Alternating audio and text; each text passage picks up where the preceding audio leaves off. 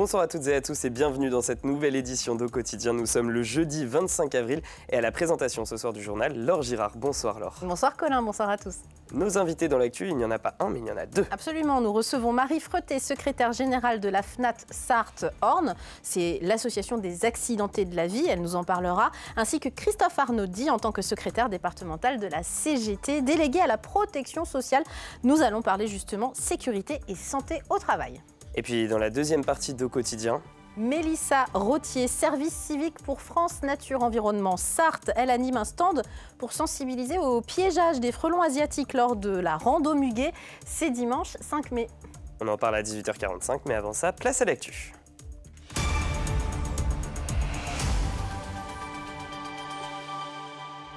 Au sommaire de ce jeudi 25 avril, un nouveau concept de vacances. La location d'un camping-car pour seulement un quart de l'année. Une idée développée par un Sartois que nous avons rencontré à Arnage.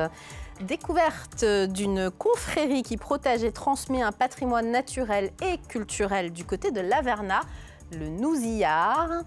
Et puis des espoirs en sport, notamment ceux du Mans FC qui se déplacent à Nancy ce vendredi.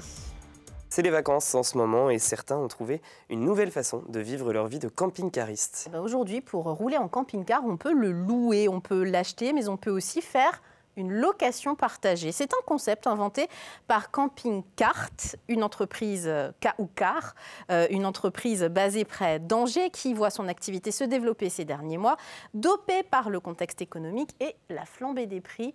Anthony Piton. Partager la location d'un camping-car, une formule qui séduit de plus en plus. Pour preuve, les concessions de camping-cart cartonnent.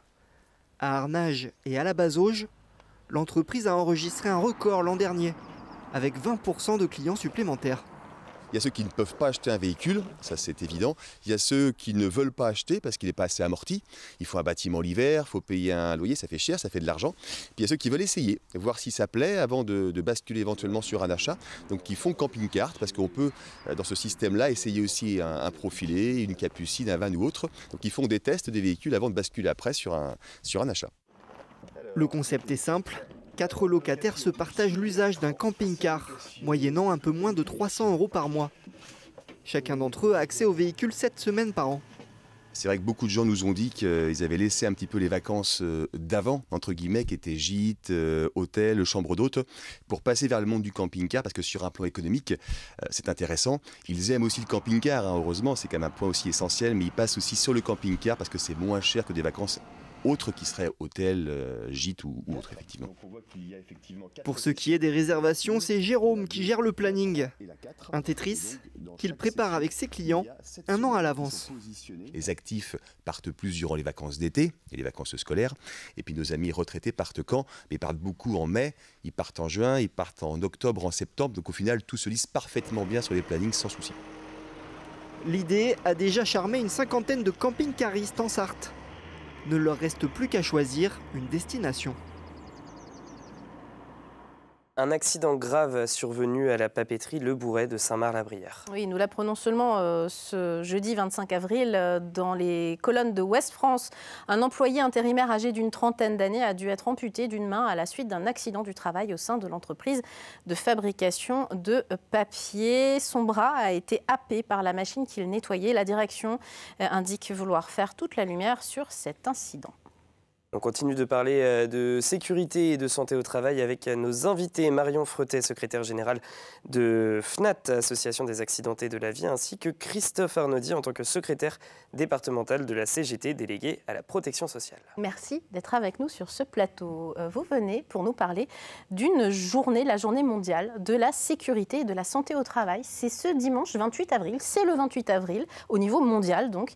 Et ici en Sarthe, au Mans, plusieurs associations et le syndicat CGT appelle à un rassemblement dimanche à 11 h devant le palais de justice du Mans. Déjà, pourquoi vous êtes fédéré également, je le précise, avec l'ADEVA 72, Association de défense des victimes de l'amiante Sarthe, et puis l'OIT, l'Organisation internationale du travail. Peut-être Christophe, un mot là-dessus. Pourquoi on s'est fédéré sur cette journée mondiale importante? C'est pour qu'il n'y ait plus de mort ni de blessés au travail. On va pas au travail pour mourir ou pour se blesser.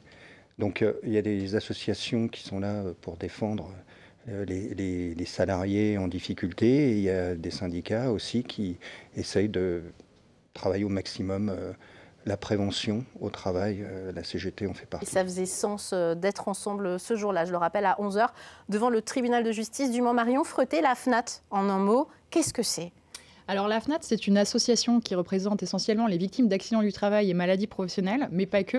On accompagne aussi les victimes d'accidents de la vie, d'accidents de la circulation également dans leur processus d'indemnisation. C'est une association qui existe depuis 100 ans, qui est reconnue d'utilité publique et qui a un vrai pouvoir d'action, de revendication auprès des pouvoirs publics, justement pour assurer la défense des personnes handicapées. On participe très clairement à faire évoluer tous les textes. On a participé très récemment à la déconjugalisation de l'allocation adulte handicapé qui, jusqu'à très récemment, n'était pas le cas. Donc voilà, on essaye de faire changer les choses. Et à côté de ça, on a tout un volet juridique. On a un pôle conseil et défense. On accompagne toutes les victimes salariées, et quelles qu'elles soient, et j'insiste là-dessus, et c'est aussi le but de cette journée du 28 avril, c'est que ça touche tous les salariés, toutes les catégories socio-professionnelles sont visées, puisqu'on peut avoir de l'accident corporel avec une atteinte physique, mais également on vise aussi des salariés qui peuvent avoir des atteintes psychologiques, qui sont des vraies maladies professionnelles aujourd'hui, puisque on le rappelle nous aussi très clairement, on a plus de 46 000 maladies professionnelles aujourd'hui sur les rapports d'activité de la CPM, on a plus de 600 000 accidents du travail, voilà. Enfin, en tout cas, c'est vraiment en France, au niveau national, bien sûr. Alors pour parler chiffres justement, c'est compliqué d'avoir des chiffres en local. Il y a différents organismes, la CPAM, l'INSEE également, enfin voilà, la DRET également évidemment, qui est la direction de l'économie, de l'emploi, du travail et des solidarités au niveau régional, qui nous donne des chiffres régionaux. Et on peut dire que depuis 2010, globalement, si on recoupe tout ça, il y a environ, dans les Pays de la Loire, 50 000 accidents du travail indemnisés par an depuis 2010. Et c'est des chiffres qui évoluent très peu. Christophe Arnaudy, comment vous expliquez que ça évolue si peu et que ça n'aille pas forcément dans le bon sens, alors qu'on n'arrête pas de faire de la prévention, notamment dans les médias, à tout bout de champ? Oui, il y a on parle beaucoup de la prévention, mais a-t-on les moyens, se donne-t-on les moyens d'y arriver, à prévenir? Nous, ce qu'on souhaite à la CGT, et on est complémentaire avec les associations qui ont été évoquées, c'est dépasser le traitement, en fait. Vous voyez, là, on vient de parler de l'intérimaire qui a perdu une main. On le traite de façon un peu comme un fait divers. Alors qu'en fait, il y a eu plein de choses qui se sont déroulées avant l'accident. Qu'est-ce qui a été mis en termes de prévention? Est-ce que cette personne a été formée? Est-ce qu'elle était seule sur le poste de travail, etc. Donc tout ça, c'est des questions qu'on se pose. Quelle que soit la taille de l'entreprise, les dirigeants d'entreprise, les salariés doivent prêter attention en fait à leur environnement de travail. Et il faut s'appuyer sur des outils qui sont existants, comme l'inspection du travail, par exemple. Il faut connaître ses droits, tout simplement, parce qu'on ne sait pas forcément, quand on est salarié, quel est notre droit en termes de sécurité au travail, comment se protéger, à quel moment peut-être donner l'alerte vis-à-vis de soi ou d'un collègue.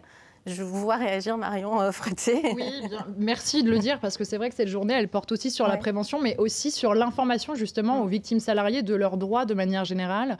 Nous, on lutte aussi, et ça fait partie des grands plans de la FNAT. Aujourd'hui, une victime d'accident du travail, elle est moins bien indemnisée en France qu'une victime d'accident de la circulation. Pourquoi ? Puisqu'on est sur un régime assurantiel dans le cadre d'un accident de la circulation. C'est le régime des assurances obligatoires pour les véhicules, et ce qui n'est absolument pas le cas pour les accidents du travail. On est sur une réparation forfaitaire des victimes.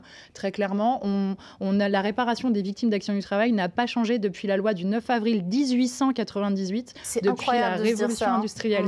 C'est ça qui est dingue, et c'est pourquoi on essaye de lutter tous les jours pour justement réformer le code de la sécurité sociale, arriver à une réparation intégrale des préjudices des victimes d'accidents du travail et maladies professionnelles, puisque là, on a aussi donné les chiffres des accidents du travail et des maladies professionnelles, mais il y a tous les accidents du travail et toutes les maladies, enfin les accidents et les maladies, qui sont sous-évalués, puisque on a du mal à avoir des chiffres. Vous parliez par exemple de la santé mentale. Aujourd'hui, c'est de moins en moins tabou en entreprise. Ça fait partie des maladies professionnelles. Vous l'avez un petit peu évoqué. Mais ça reste très compliqué à prouver.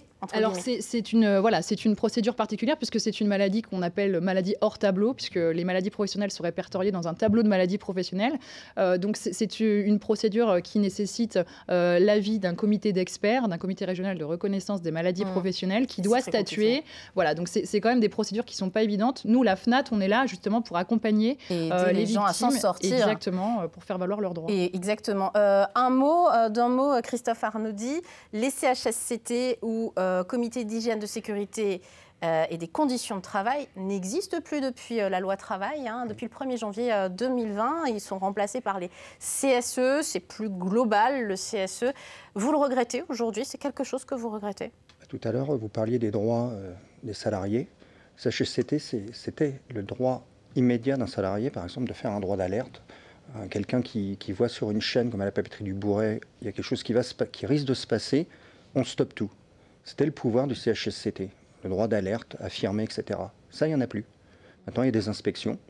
Et en fait, la santé au travail, la sécurité au travail est noyée en fait, dans les activités globales de l'entreprise. C'est pas acceptable. Et c'est aussi pour ça qu'on en arrive à avoir des chiffres qui stagnent sur des sujets aussi importants que les accidents au travail et les décès au travail. Merci d'être venu en tout cas aborder en quelques mots ces sujets et les droits de tout à chacun. Pour les informations, vous avez alors la FNAT du côté de Marion, fnath.org, qui est le site où il y a pas mal de référencements. Et puis évidemment, la CGT, vous allez retrouver les informations générales sur la CGT sartoise sur ud72.référence-du6syndical.fr. Merci à vous deux d'être venus sur ce plateau. Merci beaucoup. Allez Laure, on prend la direction de l'Averna à présent. Oui, où la confrérie du Nouzillard, vous la connaissez peut-être, transmet ce patrimoine naturel et culturel également afin de le préserver, car aujourd'hui, ces châtaigniers tout à fait typiques du Sud-Sarthe sont en danger. Un reportage d'Alexandre Ferrer et Othélie Brion. Ils se sont donné rendez-vous au cœur de la forêt, au plus près des Nouzillards, une espèce de châtaignier endémique qui n'existe qu'à l'Averna. Aujourd'hui, il est la star du jour, on apprend à le greffer. J'ai moi-même des nousillards, donc des châtaigniers greffés. Et comme ils sont vieillissants, je pense qu'ils ont, comme je disais tout à l'heure, vu les deux guerres. Donc ils sont en train de mourir à tour de rôle. Et donc je voudrais les remplacer. Mon papy il voulait savoir comment faire des greffes pour ces châtaigniers, parce qu'ils n'avaient pas fait de fruits. Derrière cet atelier, un enjeu, celui de préserver une espèce de châtaignier qui se raréfie. Une confrérie s'est même fondée en 1995. Pour nous, c'est un patrimoine de l'Averna qu'on doit remettre en place. Donc on entretient, avec le conseil départemental, on entretient les arbres existants, mais en plus on fait des greffages pour justement renouveler ces arbres qui malheureusement sont en train de mourir. Une technique ancestrale qui n'a rien d'évidente, mais qu'il est nécessaire de transmettre. L'objectif aussi, c'est de sensibiliser au maximum pour que les gens aient en tête la technique et puissent la reproduire chez eux ou dans la famille. Au total, une vingtaine de greffes auront été réalisées dans la journée.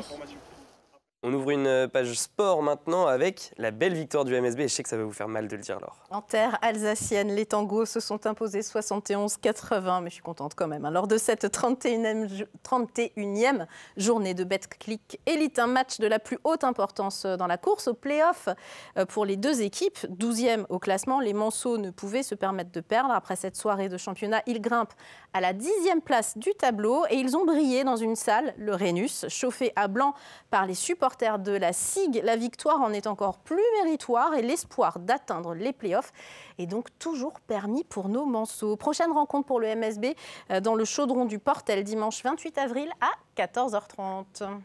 Un autre match, un autre déplacement dans l'Est pourrait permettre au Mans FC de rêver d'une fin de saison incroyable. Vous le savez peut-être, il y a 2 mois, les Manceaux étaient relégables et aujourd'hui, la Ligue 2 est encore jouable. Ce vendredi, les Sartois se déplacent en Lorraine, à Nancy. Et même si l'accession est un rêve encore lointain, puisque les 100 et or ont du retard, la question se pose, pourquoi pas, Colin Ancel?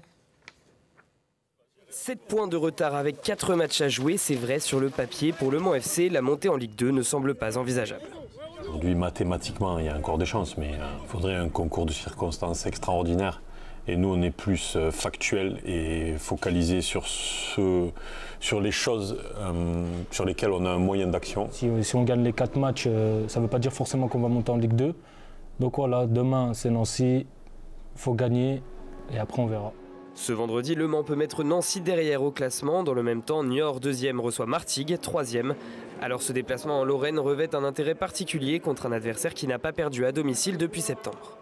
Un match comme Nancy avec des supporters comme ils ont et un stade pareil, et en sachant que c'est le 4e contre le 5e. Donc franchement, on joue au foot pour ces matchs-là. On sait à quoi s'attendre.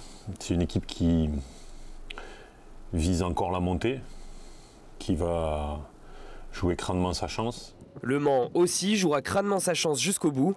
Alors, espoir, stop ou encore? Réponse ce vendredi soir. C'est la fin de l'actu, mais au quotidien n'est pas terminé, alors restez avec nous, à tout de suite.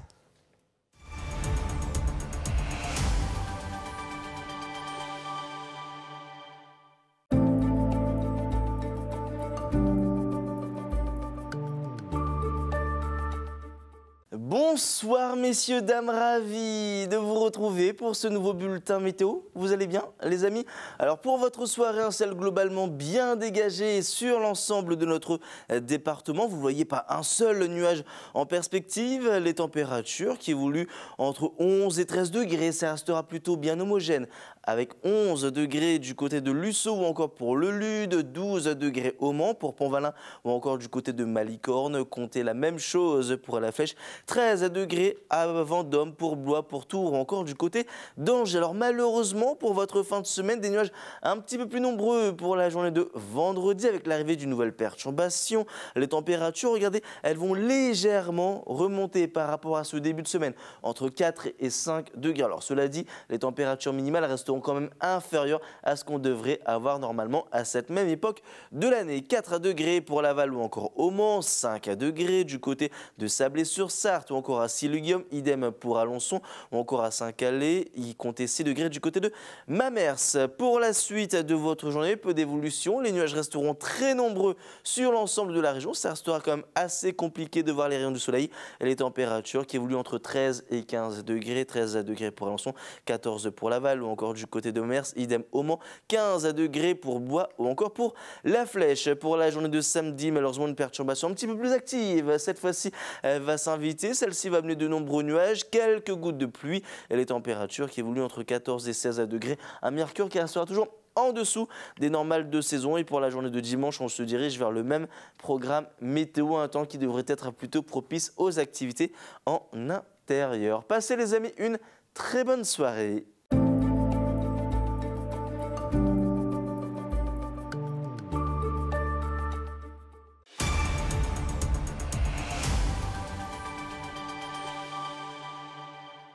Bienvenue dans la suite d'Au Quotidien si vous nous rejoignez. Avant de rejoindre notre invité, on va faire un point sur la qualité de l'air dans notre département. Ce jeudi, des conditions tout juste de saison avec des températures fraîches et une couverture nuageuse ont limité les concentrations en ozone à un niveau de fond. Ça justifie donc un indice de la qualité de l'air moyen pour aujourd'hui et donc pour demain, ce vendredi, sur l'ensemble de la région. Voilà, alors je vous rejoins avec notre invité. Merci Colin pour cette qualité de l'air. Bienvenue Mélissa Rottier, vous êtes en service civique pour France Nature Environnement Sarthe. Vous allez participer à la Rando Muguet, la 6e édition à Ruaudin. C'est le dimanche 5 mai, ça commence dès 8h.